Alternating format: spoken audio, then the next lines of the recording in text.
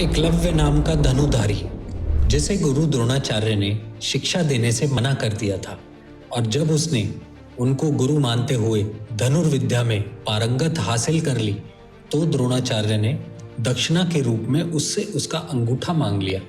लेकिन दोस्तों, आज की इस वीडियो में मैं आपको बताऊंगा कि गुरु द्रोणाचार्य ने किस कारण एकलव्य का अंगूठा दक्षिणा के रूप में मांगा, और अंगूठा कटने के बाद एकलव्य का क्या हुआ, और वो कौन था जिसने एकलव्य का वध किया था।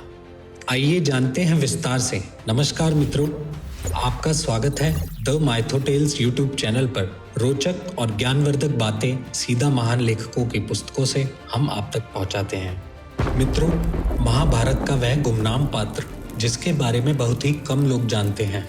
मित्रों, एकलव्य को किसने और क्यों मारा, इससे पहले आपको बता दूं कि एकलव्य वास्तव में कौन थे। धर्म ग्रंथ महाभारत के अनुसार द्वापर युग में प्रयागराज निकट श्रृंगेश्वरपुर नामक एक राज्य हुआ करता था, और उस समय उस राज्य के राजा हिरण्यधनु थे। एकलव्य निराधराज हिरण्यधनु का ही पुत्र था। महाभारत काल में निषाद जाति को शूद्र माना जाता था, इसलिए श्रृंगेश्वरपुर राज्य के बारे में ज्यादा पढ़ने को नहीं मिलता है। एकलव्य के बचपन का नाम अभिधुन था। हालांकि कुछ लोगों का यह भी मानना है कि बचपन में एकलव्य अभय नाम से जाना जाता था। वहीं हरिवंश पुराण के अनुसार एकलव्य हिरण्यधनु का दत्तक पुत्र था, जिसका जन्म भगवान श्री कृष्ण के चाचा के यहाँ हुआ था। परंतु जब ज्योतिषों ने उस बालक की कुंडली देखी और उसके भविष्य के बारे में पिता को बतलाया, तो उन्होंने अपने भतीजे यानी श्री कृष्ण की सलाह पर हिरण्यधनु को सौंप दिया। अर्थात हरिवंश पुराण की माने तो एकलव्य वास्तव में एक क्षत्रिय राजकुमार था, ना कि शूद्र पुत्र। तो चलिए मित्रों, जानते हैं कि अभिधुन अभय एकलव्य कैसे बना। दरअसल एकलव्य बचपन में कुशाग्र बुद्धि का धनी था, और जब 5 वर्ष की आयु में उसकी शिक्षा कुल्य गुरुकुल में आरंभ हुई तो उसकी लग्न बुद्धि एकाग्रता को देखते हुए गुरु ने उसका नाम एकलव्य रख दिया। उसी गुरुकुल में एक बार जब पुलक मुनि ने एकलव्य के धनुषबाण सीखने की लगन और आत्मविश्वास से उसको भरा देखा, तो उन्होंने निषादराज हिरण्यधनु से कहा कि आपके पुत्र एकलव्य एक बेहतरीन धनुर्धारी बनने के सारे गुण मौजूद हैं। इसके लिए एक अच्छे गुरु के मार्गदर्शन की जरूरत है। उसके बाद पुलक मुनि की बातों से प्रभावित होकर राजा हिरण्यधनु अपने पुत्र एकलव्य को द्रोण जैसे महान गुरु के पास ले गए और उनसे एकलव्य को अपना शिष्य बनाने का आग्रह किया। उधर एकलव्य भी द्रोणाचार्य को अपना गुरु मान चुका था, लेकिन गुरु द्रोणाचार्य ने ये कहते हुए शिक्षा देने से मना कर दिया कि वह इस समय राजपुत्रों के अलावा किसी और को शिक्षा नहीं दे सकते। गुरु द्रोण की बात सुनकर एकलव्य और उसके पिता निराश हो वहां से लौट आए, परंतु एकलव्य द्रोणाचार्य को अपना गुरु मान चुका था, और वह यह भी जानता था कि उसे धनुर्विद्या उनसे बेहतर कोई नहीं सिखा सकता। फिर उसने वन में गुरु द्रोणाचार्य की प्रतिमा का निर्माण किया, और उसी प्रतिमा को गुरु द्रोणाचार्य मानकर नित्य धनुर्विद्या का अभ्यास करने लगा। इसी तरह जब कई महीने बीत गए और जब गुरु द्रोण कौरवों और पांडवों को धनुर्विद्या सिखा रहे थे, उस समय एक कुत्ते के भौंकने की आवाज आई, जिसकी वजह से सभी का ध्यान भंग हो गया। परंतु कुछ समय बाद कुत्ते के भौंकने की आवाज बंद हो गई, जिससे गुरु द्रोण सहित कौरव और पांडव हैरान हो गए। फिर वह उसी ओर दौड़े जिधर से कुत्ते के भौंकने की आवाज आ रही थी। वहां पहुंचकर सभी ने देखा कि किसी ने कुत्ते के मुंह को वाणों से भर दिया है, लेकिन रक्त की एक बूंद भी नहीं गिरी। यह देखकर सभी एक दूसरे को देखने लगे। फिर द्रोणाचार्य ने जोर से कहा कि ये किसने किया है।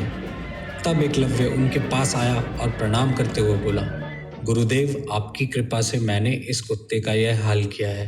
एकलव्य की ऐसी बात सुनकर गुरु द्रोण ने उससे पूछा, बालक तुम कौन हो और मैं तुम्हारा गुरु कैसे हुआ।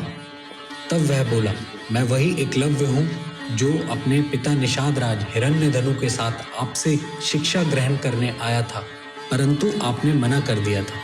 लेकिन मैंने हार नहीं मानी और आपकी प्रतिमा के सामने रोज धनुर्विद्या का अभ्यास करने लगा। इसका प्रमाण आपके सामने है।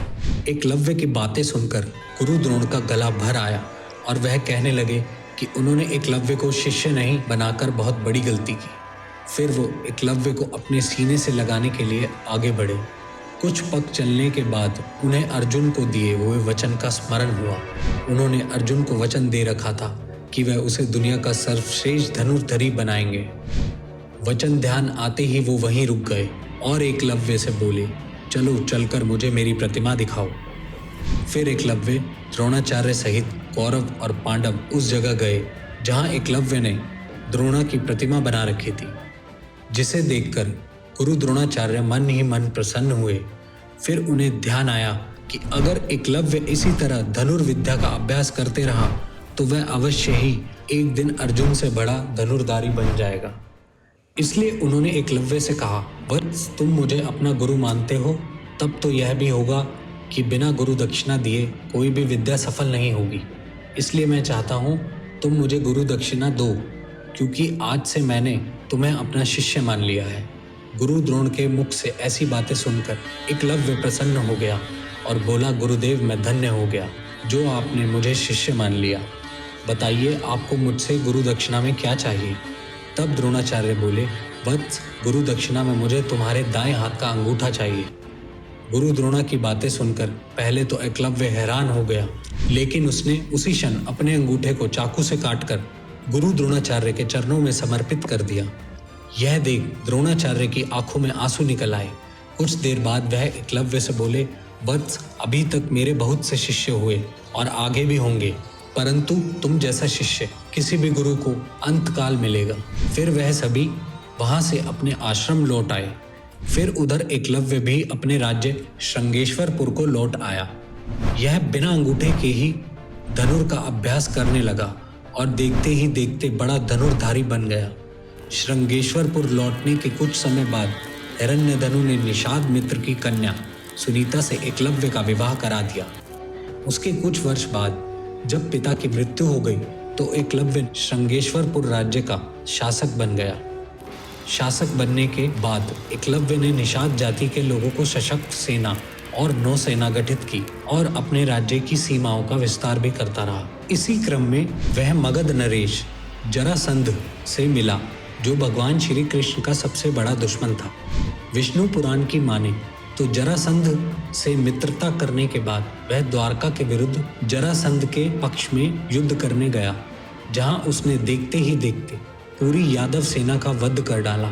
इस बात का पता जब भगवान कृष्ण को चला तो वह उससे मिलने आए और उन्होंने देखा कि वह दाहिने हाथ महज 4 उंगलियों के सहारे धनुष चला रहा है। यह देखकर श्री कृष्ण को ध्यान आया कि भविष्य में होने वाले महाभारत युद्ध में एकलव्य पांडवों के लिए खतरा बन सकता है।